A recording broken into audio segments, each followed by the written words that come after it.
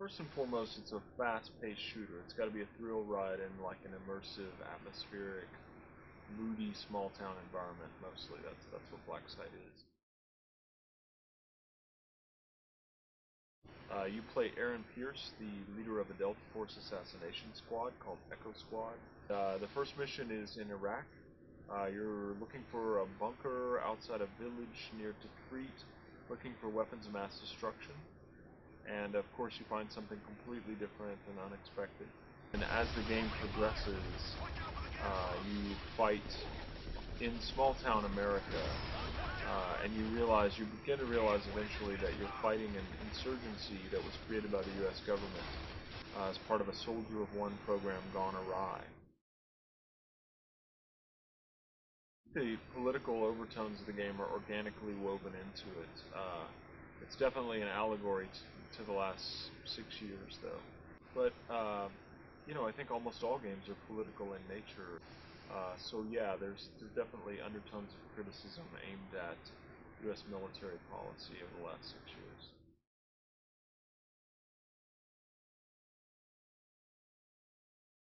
First and foremost, our desire is to provide compelling, interesting gameplay. Everything you do, someone's going to be offended, right? So we made Deus Ex and offended a ton of people. I don't think we're the first game to say that, we create our own monsters, or the consequences of our actions, have ongoing effects.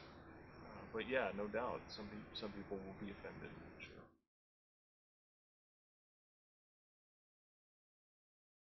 Well, the original game is very different. I think it's more of an homage to the light game, the arcade game, and that's what they were going after. All we've ever really said was there was a disaster at Area 51, and the events of this game follow that. Right.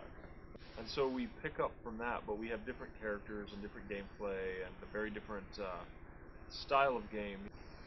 So yeah, I guess it's very different from the original game, which is why I was pushing to call it Blacksite. Yeah.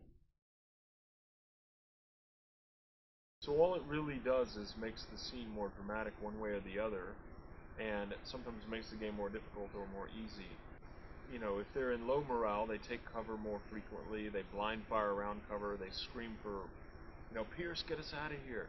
If they're in high morale, they advance more quickly, they move up closer to the enemy, sometimes they melee the enemy, from up close. So I think it's a cool feature, it's fun to play with. And once you figure out how to trigger the high morale, giving orders and making headshots and that sort of thing, the player has another expressive tool basically. Well, the two things about Squad that I think are true are that I guess three things. One is the interface for using the squad is too complex in most games. Yeah. Ours is as easy as firing a gun. Yeah. Wherever the cursor's at, you hit the bumper or the correct key, yeah, and they can do something contextual. They open a door, they get in a Humvee, they man a turret, they attack a particular enemy, they focus fire on that enemy, they move to that spot and take cover. They can do all those things. They kick off a little cinema. The second thing is, there's not enough of kind of a mood or reaction to what's going on in the world. And I remember the game The Thing tried to do a horror system where when the squad saw something horrible, they really react to it. They might vomit or they might scream about it or freak out. And I found that inspirational. I think that's an area that everybody should be playing with. Let's have a real AI mood, let's write voice lines for all their different reactions. And then lastly, I think people use Squad as kind of a generic feature instead of giving the characters personality. And so we're trying to give the characters personality.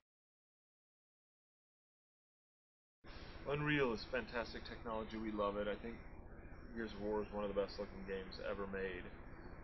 And Midway's taken it and gone two additions, really. One, more aggressive streaming, so we can do a little bit larger areas than Unreal could originally do. And the other is the Midway breakables that we borrowed from Stranglehold. So yeah, Unreal bought us a lot in terms of what we can do graphically. Throughout the game, you're on foot, you're in vehicles. Sometimes you're on a map prepared for vehicles, a long course. Sometimes you're in a downtown area where you can just steal a civilian vehicle and use it for a while. And then twice in the game we do rail shooters. We do a Humvee rail shooter and a helicopter rail shooter. And those have been exciting experiences. I'd never had the opportunity to work on one of those, and I wouldn't want to spend the whole game in a rail shooter, but it is totally fun once in a while to just have a really over-the-top, high-drama moment where you can do stuff that you cannot do in any other moment of gameplay. Spreading and adapting much more rapidly than I expected. Cindy, look at that! What the hell are you doing? Ground troops on the bridge are requesting immediate support. Over. Obviously, Halo is a juggernaut. It's a great game, great team. Those guys at Bungie have done amazing work. If you look at Myth or Marathon, Halo, they're talented as hell. And in some ways, they define the industry standards, right? So you have to react to what they do with controllers and all kinds of features and things like that. But really, the games couldn't be more different than night or day. Sure, they're both shooters. Sure, they have a science fiction element. But ours are all about being in a small town in the middle of the night. It's very grounded. Theirs are much more fantastical, I think, in terms of their science fiction. Theirs is a day game. Ours is largely a night game. Ours is grounded in Delta Force. There's Space Marines. Our goal is to make a very immersive first-person experience that you can also play co-op and have some competitive multiplayer modes. I would bet their values are more on matchmaking and the multiplayer, even though their single-player mode is probably going to be good too. We have squad morale and squad command. We have lots of breakables, courtesy of Stranglehold. But our atmosphere, I think, is probably the thing I'm happiest with so far. Okay, well, thank you very much. Thank you.